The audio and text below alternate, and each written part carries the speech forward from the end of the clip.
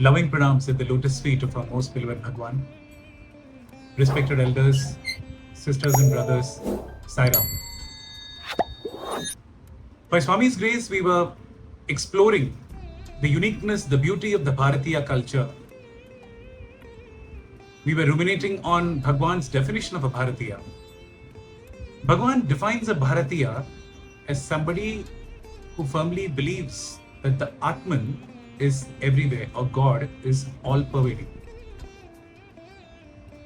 God or Atman is present in us. That's our reality. It's also the reality of everything in creation, everything that we see around us. We were then exploring what are the practical implications of this belief in our day-to-day living. In the last episode, we spoke about how Bhagawan, as part of the 9-point code of conduct, advises us to speak softly, lovingly to everybody whom we come into contact with. Why? Because the God is all-pervading, and whatever experiences you give to somebody else or to anything else around you is actually an experience directed towards God. The common doubt which can come into our mind is, but hey, there are situations in life where you will have to have unpleasant interactions. You will deal with people who possibly will not bring out the best in you, will bring out the worst in you. So how do you deal with those situations? What is Swami's prescription? So that's why if you carefully examine what Swami has said as part of the 9-point code of conduct, he says, speak lovingly, sweetly to everybody whom you come into contact with. Now if you notice the second part of the sentence, speak lovingly and sweetly to everybody whom you come into contact with. Now, what if there's somebody who is very aggressive? What if there's somebody who, in whose presence you're likely to lose your temper, where you believe you may not be able to speak softly, lovingly, who possibly will harm you, who will be very aggressive with you? What do you do in such cases? Or who at this stage of your spiritual evolution you find unpleasant? A stage may come when we rise above all of that, but at this point of time we find them unpleasant, irritating. So what do? That's why Bhagavan says then that avoid their company. Now Swami says ABC, avoid bad company. Now what I feel is that bad company doesn't necessarily mean that the other person is bad. That it may be true, but it's not for us to judge who's bad or who's good. Only Swami can judge who's bad or who's good. But essentially, avoid bad company to me would mean avoid any company which is bad for you, bad for your own spiritual development, bad in terms of it brings out anger, it brings out jealousy, it brings out envy, it brings out hatred. Like when you say don't eat a particular type of food because it's bad for you because you've got cholesterol, it's bad for you because it's got diabetes. There's nothing wrong with the food per se, but the way the food reacts with you is not great. So that could be one more way of looking at avoid bad company. So there are people who don't bring out the best in you, who possibly will cause you to lose your calm, etc. in your current state of spiritual evolution. So Bhagavan gives a very practical advice in terms of saying, as far as possible, avoid interactions, avoid the company of such people. You can't really change what people do. Once there was one of the elderly devotees who stays in Prashant Nilayam and who was serving Bhagavan.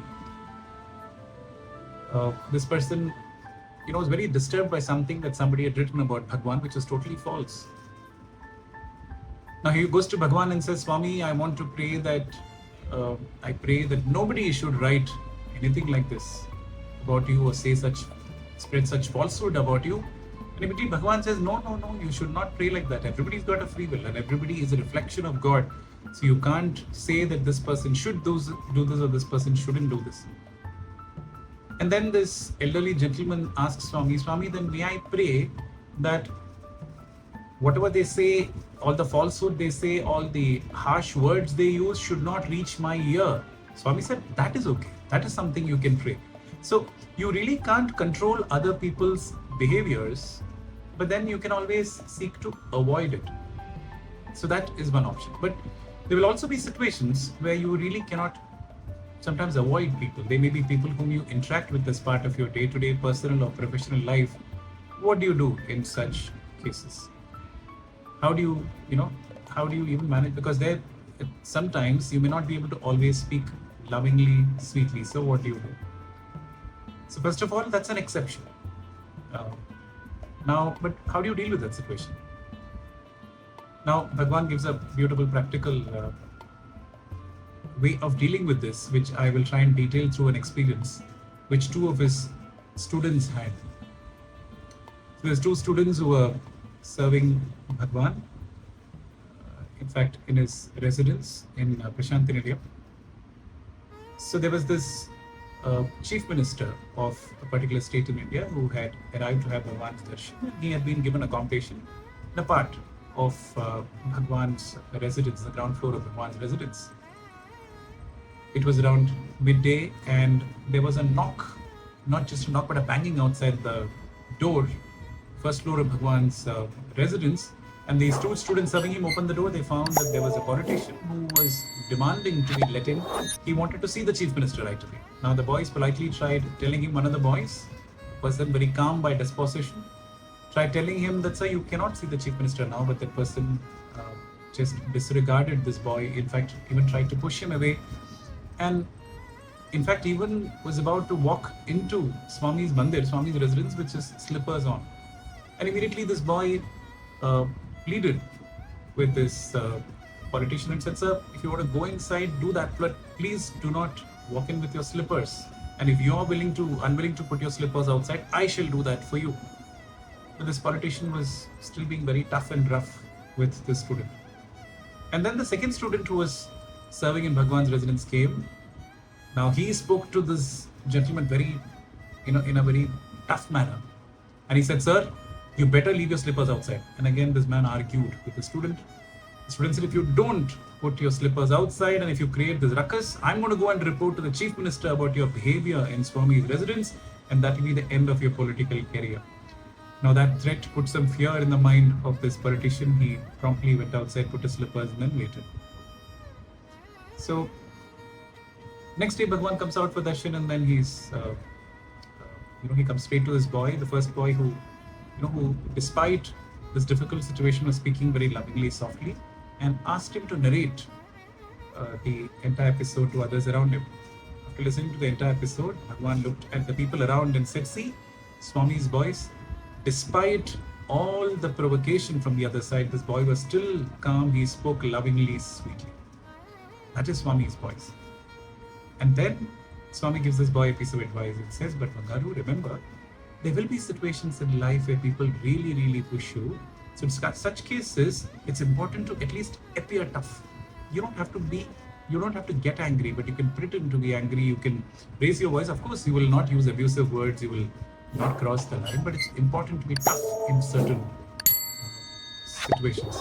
Swami would say, Hanuman before Rama was Dhina, was very humble, but before Ravana was Dhira, was the warrior.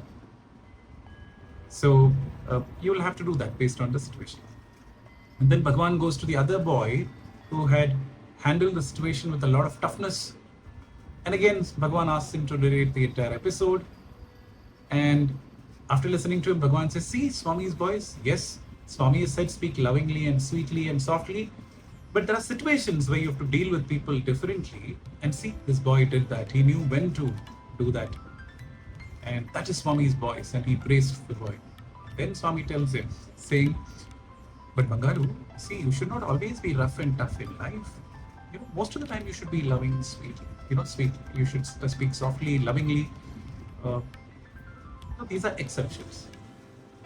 So Bhagawan gives a teaching based on what each of them wanted. But if you look at the entire situation, Swami gives a practical illustration of how these situations need to be, a practical tip on how these situations need to be handled. Yes, in most situations in life, you will speak lovingly, softly, sweetly, but there are situations where you may have to, in a measured manner, raise your voice, be tough in the way you talk, be very assertive in the way you talk. If you can't avoid the company of people who will cause you to do that. So sometimes that is also necessary.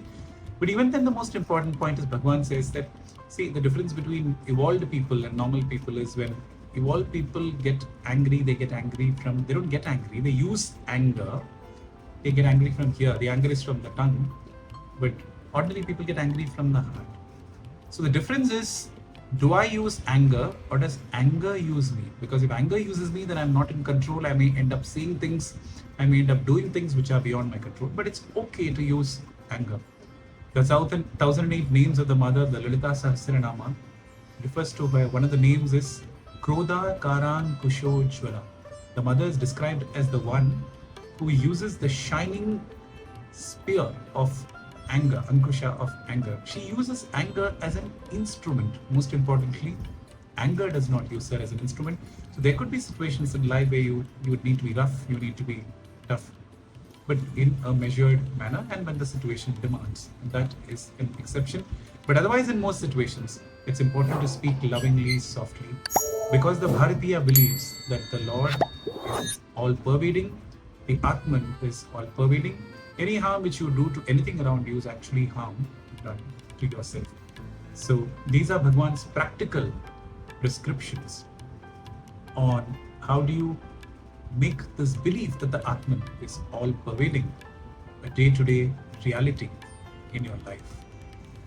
How will this also impact the way we see any blemishes, any imperfections around us?